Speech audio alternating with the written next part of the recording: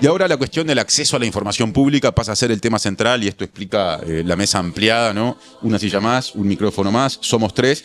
Estamos recibiendo a Iván Luzardo y a Nicolás Brenner, que son autores del Manual de Acceso a la Ley de Información Pública, guía para preparar y dar seguimiento a las solicitudes de acceso a la información. Esa es la bajada que acompaña ese título. Antes de aterrizar más decididamente en el tema, los quiero saludar.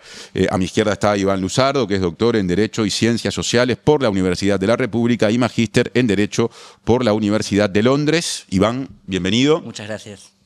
Y a mi derecha está Nicolás Brenner, ¿no? Que también es abogado, que justamente hizo el trabajo del que mencioné en coautoría con Iván, es magíster en Administración Pública por la Universidad de Londres. Su práctica profesional se enfoca en asuntos de responsabilidad civil, cooperativas, derecho administrativo y también responsabilidad del Estado. Nicolás, bienvenido. Muchas gracias.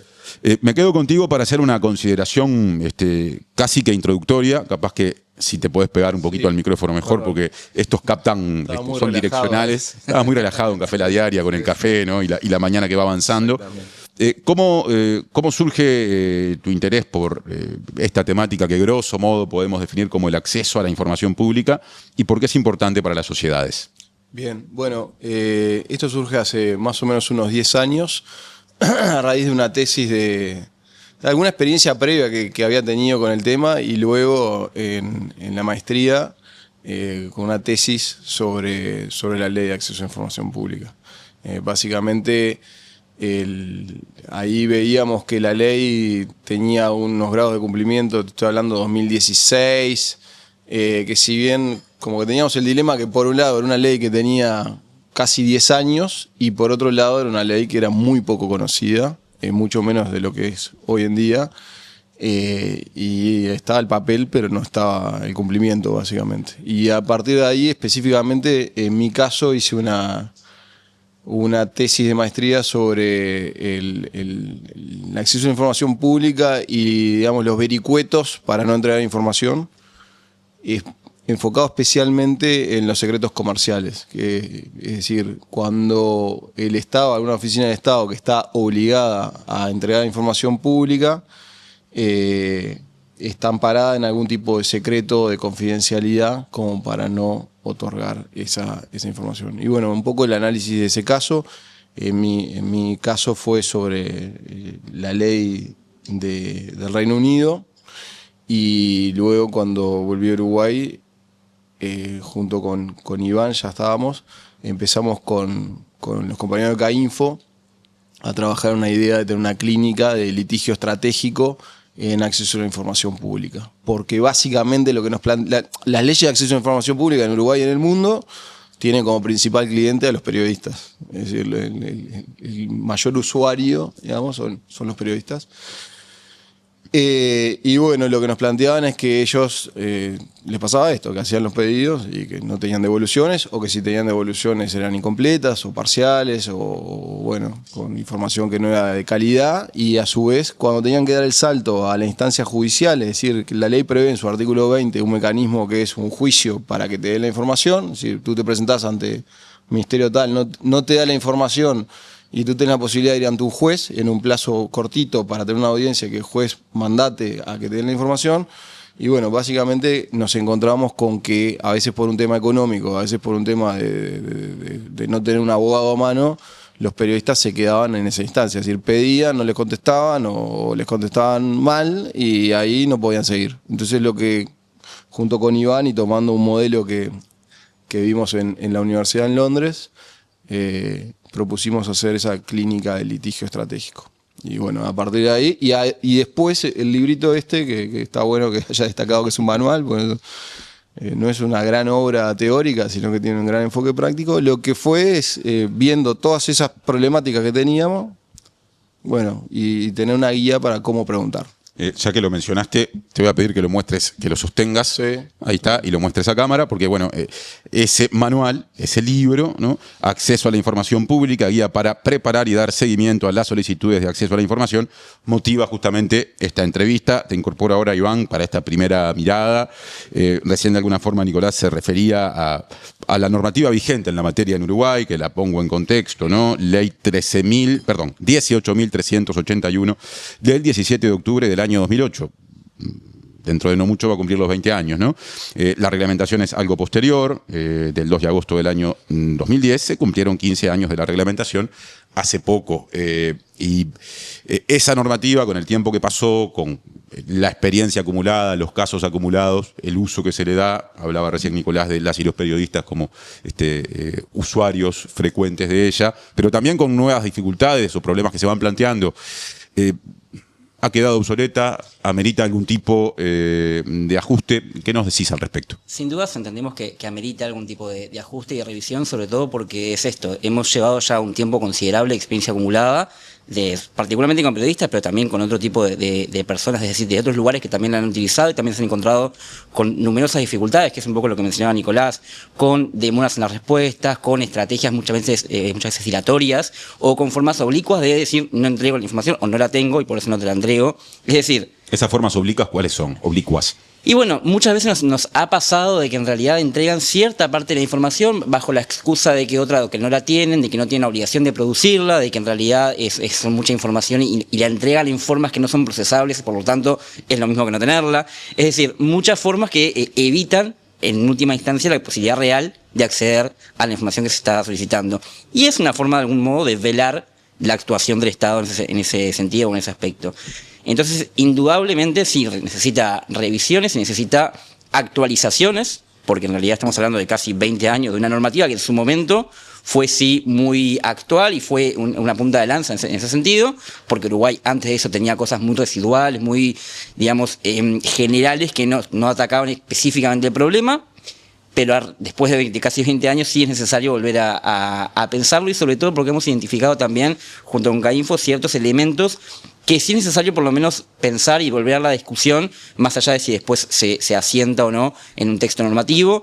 Volver a pensar, por ejemplo, las competencias que tiene la Unidad de Acceso a la Información Pública, que es un órgano que depende de la Presidencia de la República, que tiene sí cierta actuación, que tiene cierto poder, por llamarlo de alguna manera, pero también tiene muchas limitaciones, para empezar porque depende del Poder Ejecutivo, que muchas veces es a quien se le pide la información. Entonces hay una especie de superposición de actuaciones que, bueno, no digo que suceda actualmente, pero puede llegar a dar lugar que haya un interés, dependiendo de quién esté en la gobernanza, de que sea más o menos riguroso, por lo cual pensar eventualmente en una posible independencia, pensar en una posible capacidad de la propia unidad de poder sancionar administrativamente a los organismos que no cumplan, que hoy por hoy eso no sucede porque no pueden hacerlo, porque la ley no lo prevé. Pensar también en qué sucede cuando los organismos dicen que no y no lo fundamentan, o clasifican sin previo informe de la unidad. Es decir, diferentes formas de poder instrumentar y mejorar o sustantivamente darle más sustancia al derecho en sí para que pueda ser ejercido. Iván mencionaba, Nicolás, esta posibilidad, pensando en cómo hacer esto más efectivo, de que la unidad de acceso a la información pública, no sé si la propuesta es que salga de presidencia, pero que de alguna forma institucionalmente tenga una autonomía mayor, ¿no? Como forma de decirlo muy genéricamente, que pueda aplicar eventualmente cuando corresponda sanciones administrativas. ¿Qué sería una sanción administrativa? ¿Sobre quién recaería? ¿Quién sería responsable de una respuesta insatisfactoria o de una falta de respuesta ante un pedido de acceso a la información pública en ese escenario eventual? Bueno, hoy la UAIP, que funciona muy bien en esta administración y en las pasadas. Es la unidad de la que estamos hablando, la ¿no? Unidad de Acceso a la Información Pública, que depende de la agencia, de la GESIC, que está en presidencia. La Agencia para el Gobierno Electrónico y Digital. Funciona muy bien, tiene una gran capacidad técnica. Las personas que están allí desde hace mucho tiempo son sólidas, competentes, han empujado esta agenda adelante y eso es algo a destacar. Pero como decía Iván, tiene algunas limitaciones de tipo jurídico. Por ejemplo, la unidad emite dictámenes que en definitiva tienen fuerza por la legitimidad de los argumentos de fondo, pero no tiene la posibilidad, como sí lo tiene un juez, porque en la ley, eso está, en la arquitectura de la ley, eso está reservado al juez, decir, dale la información. Entonces, lo que termina sucediendo es que si tú das el segundo paso de ir ante un juez, ahí sí vas a tener la posibilidad de que un juez diga si corresponde o no tal información. Si no haces eso, podés tener algo que tiene un elemento de coerción desde el punto de vista argumentativo, que es el dictamen de la UAIP, que puede decir, bueno, sí, en este caso el ministerio correspondería entregar o no, o sería razonable tal cosa, pero no tiene carácter vinculante, es decir, no obliga a la oficina a la cual se está solicitando. Eso es una cosa que está a consideración. Pero en términos más generales, a ver, Uruguay no es una isla. La ley de acceso a información pública de Uruguay es parte de una tendencia global en el mundo. Hay más de 160, 180 leyes de acceso a información pública, más o menos prevén cuestiones similares en el fondo. Es una tendencia que arrancó muy fuerte a finales de los 80 y se ha ido incorporando a distintos países. Eso en América Latina se está hablando ya hace por lo menos de 10 o 12 años de una ley de acceso a información pública 2.0, que implica toda una serie de ajustes, digamos, a la ley, que es buena y tiene sus grandes virtudes, pero una serie de ajustes que van en el sentido de lo que decía Iván, pero también hay que reconocer que en los últimos 20 años cambió drásticamente el ecosistema digital. Entonces, eso en la ley, fíjate, es una ley del 2008, no había casi que no había redes sociales, estaba empezando Facebook. Entonces, eso tiene una cuestión a revisar. Pero ¿cómo incide en esta temática ese cambio tecnológico, digamos? Y bueno, incide, por ejemplo, porque vos podés montar sistemas de seguimiento de solicitudes 100% digitales, como ya los hay, y a su vez, algo que, por ejemplo, en la ley en Uruguay no está previsto, que todas las respuestas estén publicadas. Por decirte una cosa. O sea, que sean públicas en el sentido de que una vez que un organismo responde, cualquier persona puede acceder, Martín, y no solo quien solicita. Exacto. Hoy accedo solo yo si yo pido y me responden. Claro, y tú tendrás el canal de difusión que tengas, pero no hay un repositorio de respuestas. Por decirte una cuestión. Lo otro tiene mucho que ver con cuáles son, es decir, estas leyes lo que buscan es mayor transparencia, ¿no? Entonces, la ley lo que va a buscar es amplificar el elenco de situaciones comprendidas y limitar las situaciones que están en excepción. Hoy la ley nuestra básicamente prevé que pueden haber excepciones, es decir, tú haces una solicitud y el Estado te dice que no, con determinados argumentos que están en la ley, que son básicamente la confidencialidad, que viene de la mano de información de privados en mano del Estado. Obviamente, si tú sos la Coca-Cola y entraste una licitación con Pepsi y Pepsi presentó una fórmula, no tenés por qué acceder a la fórmula de la... Uno. Dos, secretos que estén dispuestos por alguna ley. Tú no podés ir a pedir mi historia clínica porque hay un secreto de la historia clínica, o lo mismo secreto bancario, etcétera, etcétera, etcétera. Y en tercer lugar, la información que está reservada por... Y el Estado no puede reservarla porque se le antoja. Es decir, la información la puede reservar siempre y cuando esa información encuadre en alguna de las causales que están definidas en la ley. Y la ley allí dice, bueno, obviamente, seguridad nacional, cosas de sentido común, seguridad nacional, grave crisis, yo qué sé, alguna cuestión vinculada a relaciones exteriores, pero en general tiene que encuadrar en alguna de esas. Entonces, esta ley 2.0 lo que busca es limitar el elenco de las excepciones. Uno. Dos, hay una gran cuestión con lo que es lo que se llama en teoría la fuga del derecho público, es decir, no en Uruguay, sino en todo el continente y en Europa también, hay funciones clásicas que antes estaban en manos del Estado, que hoy están, por ejemplo, en personas públicas no estatales o en sociedades anónimas que son del Estado, etcétera, etcétera, etcétera. Las personas públicas no estatales, no, esas están comprendidas. Pero las sociedades anónimas del Estado, por ejemplo, bueno, uno podría cuestionar, ¿no?, del otro lado, decir, no, esta información de esta sociedad anónima no te la voy a dar. ¿Qué ejemplos hay de sociedades anónimas estatales que encuadren ahí? Cualquier sociedad anónima que sea propiedad del Estado. Pienso en las empresas subsidiarias de entes autónomos, por ejemplo. Puede ser, si son sociedades, sí. Duxa es una, que distribuye y comercializa el combustible. Podrían decirte, no, mirá, en realidad nosotros no entramos en este régimen. Y ustedes entienden que deberían incluirse. Y bueno, hay un debate sobre si se debería incluirse o no. No, de vuelta, no acá local, digamos, de Uruguay, sino regional. Empresas proveedoras del Estado, que no son propiedad del Estado, como estas que mencionabas tú, pero que son proveedoras de servicios del Estado. O que tienen contratos muy importantes. Y bueno, esas empresas habría que ver si en definitiva están proveyendo un servicio público muy relevante, si no tendría que haber algún tipo de expansión de la ley para decir, bueno, en realidad si tú estás trabajando con dinero público y proveyendo esto. A ver, lo digo con mucha mesura, porque no es para generar una locura, decir, no, ahora que no, nadie que pretende saber nada de los privados. Pero cuando hay una relación tan intrínseca y que son relaciones de muchos años, bueno, es una de las cuestiones que académicamente se debaten si no tendría que suceder. Pongo un punto ahí para incorporarte, Iván. Me quedo con el último ejemplo que ponía, por lo menos proponiendo el debate, Nicolás, con respecto a incluso acceder eventualmente a información asociada a empresas proveedoras del Estado. Con la publicación de las compras públicas, que ya existe, uno accede en la web. ¿No es suficiente? No, no es suficiente. En principio depende del caso concreto de que tanta información esté disponible o no. Pero sucede muchas veces que los oferentes en los procesos de licitaciones públicas intentan, por una cuestión natural y de sentido común, de entregar información, sobre todo la que es relativa a cuestiones comerciales, con carácter confidencial, de entregarte a vos, Estado, información que es confidencial para que mi competidor no pueda acceder a la misma oferta y no pueda igualar o ganarme de mano, dicho mal y pronto. Ahora bien, justamente la normativa hoy por hoy prevé que eso no podría ser un escollo contra la información pública, contra el derecho de acceso a la información pública, por lo cual, en realidad, en ese tipo de situaciones o en esos procesos de licitación, por ejemplo, siempre debe contarse, y ahí hay un tema de fiscalización, pero siempre debería contarse con un informe no confidencial que refleje toda la información necesaria, como una especie de baremo mínimo, de decir, esto sí tiene que ser sí o sí accesible. Por ejemplo, el precio, o por ejemplo, las cantidades cuando se hace una venta de determinadas productos. Y eso hoy no se ve así.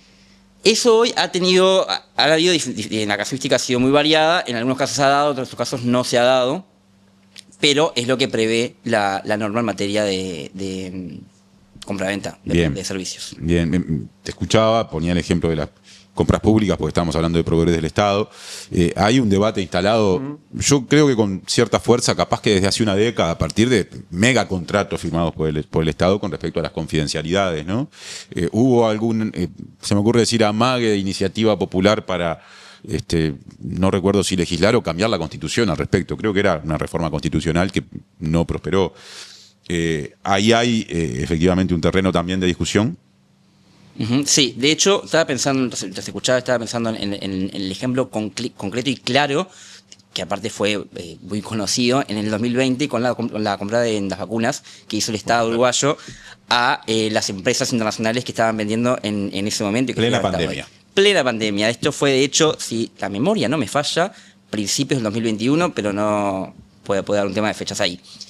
Que ahí la situación que teníamos era el Estado uruguayo compró vacunas necesarias, obviamente por todo el contexto que era evidente, pero aparentemente, esto lo digo digamos, con pinzas porque nunca accedimos a la documentación que lo refleja, pero aparentemente el vendedor le habría solicitado al Estado uruguayo al firmar el contrato que ese contrato fuese confidencial, con contenido confidencial. A lo cual pedimos acceso a los contratos para entender dónde y cómo se estaba ejecutando el dinero que se estaba destinando a la campaña pública de salud en un contexto complejo, además. La respuesta del Estado en el proceso judicial fue, en resumidas cuentas, no puedo, porque si lo hago estoy violando una cláusula contractual de confidencialidad, y si violo una cláusula contractual de confidencialidad en este contexto, pongo en riesgo la provisión de vacunas a toda la población. Entonces, eso nos hizo valorar o tratar de construir un equilibrio entre el derecho de acceso a la información pública, que es un derecho consagrado en diferentes instrumentos internacionales, que emana de la personalidad humana de la población, pero al mismo tiempo está el derecho a la salud, que también tiene el mismo rango o adquiere la misma nota de fundamental. En esos equilibrios es donde empiezan a construirse los límites del derecho de acceso, que no puedo acceder a todo o en realidad puedo acceder a todo siempre y cuando no ponga en riesgo determinados derechos del mismo rango. Ese tipo de discusiones también se han dado y también son enriquecedoras porque es esto, nos permite construir un equilibrio y un camino conjunto de decir, bueno, quienes pugnamos y quienes defendemos este derecho, entendemos que sí debe transparentarse siempre la acción del Estado y la conducta del Estado, pero con determinados límites porque no es algo irrestricto que sobrepasa cualquier otro derecho. Si me permitís un agregado, otros ejemplos vinculados a posibles cambios tienen que ver con los plazos, ¿no? Que es una cuestión que nos reclama mucho. Es decir, la ley hoy prevé un plazo de... La ley prevé que en realidad la información, si está, habría que entregarla de manera inmediata, ¿tá? Pero eso, en el vox populi de los operadores, no se dice eso. Se dice, la ley prevé un plazo de 20 días hábiles y luego una prórroga de 20 días hábiles más. Y eso es lo que está instalado. Con lo cual, tú podés hacer una solicitud y tener que esperar, y dentro de cumpliendo la ley, 2 meses y pico. Obviamente, en algunos casos se justificará porque hay que hacer tablas y hay que hacer archivos, etcétera, etcétera, y en otros casos no. Entonces, hay un tema ahí con los plazos, que bueno, tiene que ver también con esto que te decía yo. No es lo mismo 2005, donde la mayoría de los archivos estaban en papel y Uruguay no había arrancado con el expediente digital, el expediente electrónico, o había arrancado muy incipientemente, que 2025, donde nosotros lo vemos todos los días, en muchas oficinas tenemos expediente electrónico, entonces no implica hacer copias, es decir, está todo ya digitalizado. Entonces, ese es un tema que es muy práctico y que es bastante relevante y es de las cuestiones que habría que analizar. Pero dicho esto, también creo que hay que decir, la ley en términos generales funciona bien y el decreto funciona, en la mayoría de los casos hay cumplimiento, es decir, de acuerdo al relevamiento que hizo CAINFO entre 2012 creo y 2020, hubieron algo así como 40.000 solicitudes de acceso a información pública, el 97% de esas solicitudes se contestaron. Y las que no se contestaron, es decir, de las que no se contestaron, más de la mitad estaba justificada debidamente. Entonces, el porcentaje de incumplimiento en términos cuantitativos es pequeño. El tema es que hay que ver esas que no se contestaron y de manera no acorde a la ley, digamos, qué impacto tienen, porque por lo general son los casos más estruendosos, los casos más picantes, por decirlo de alguna manera, los que no se contestan. Bien, estamos llegando al final. Me gustaría tener brevemente la mención de organismos públicos que son buenos ejemplos en sus respuestas y, si se puede, la mención de organismos públicos que vienen rezagados, por decirlo de alguna manera. Bueno, de hecho, y CAINFO tiene un índice de transparencia en línea, es decir, una medición precisamente de este tipo de organismos. El ITAEL, le dicen. El ITAEL, exactamente. Y en conversaciones que hemos tenido con ellos lo vienen midiendo, hay una discusión al respecto de eso que me parece sumamente enriquecedora. Pero han venido identificando que particularmente en el interior del país se han dado los mayores desafíos o los mayores riesgos de este derecho, particularmente, por ejemplo, con las intendencias, que no suelen tener un nivel de cumplimiento tan alto, por ejemplo, como los organismos a nivel nacional. Por ejemplo, entre los ministerios es sabido que el Ministerio de Interior tiene un nivel de negativa de respuesta mayor en comparación que otros ministerios. Entonces, ese tipo de ejemplos que dan cuenta, como decía Nicolás, no de que no funciona, de que funcione mal, sino de que hay organismos con mayor, digamos, que están más propensos a entregar la información a otros que en forma proporcional quizás son más dificultosos de poder acceder. Nicolás, sobre el cierre, ¿querías decir algo más? Bueno, de esto que decía, que leí tu pregunta, coincido con lo que dice Iván. También me parece que es importante para poner un cuadro, ¿no? Aclarar que cumplir con la ley sale plata. Y eso hay que decirlo porque muchas veces nosotros no queremos presentar una cuestión caprichosa. Es decir, darle cumplimiento efectivo a una ley, a cualquier ley, pero a esta especialmente, salvo las que son nombrar una escuela, esta precisa plata. Porque vos precisás, sobre todo en organismos grandes, una persona que responda y que esté dedicada 100% a eso, y eso implica un cargo. Entonces no es una crítica liviana, sino que hay que ver, y creo que Uruguay lo ha ido haciendo, cómo progresivamente se va incorporando el cumplimiento de esto. Porque si no es muy fácil, si no cumplen, no, bueno, pero tienen otras prioridades. El policía tiene que estar patrullando, el médico atendiendo. Entonces, con esa cuestión. Pero sí, vemos un sesgo en el interior de menor periodicidad de respuesta. Nicolás Brenner, muchas gracias por la visita. Gracias a ustedes. Iván Luzardo, lo mismo. Muchas gracias. Seguiremos este tema, que aparte está vinculado, no exclusivamente, pero sí también con nuestra profesión. Son Nicolás e Iván, autores del manual Acceso a la Información Pública, guía para preparar y dar seguimiento a las solicitudes de acceso a la información, con el sello de la editorial Fundación de la Cultura Universitaria y por ende disponible. Gracias a ambos.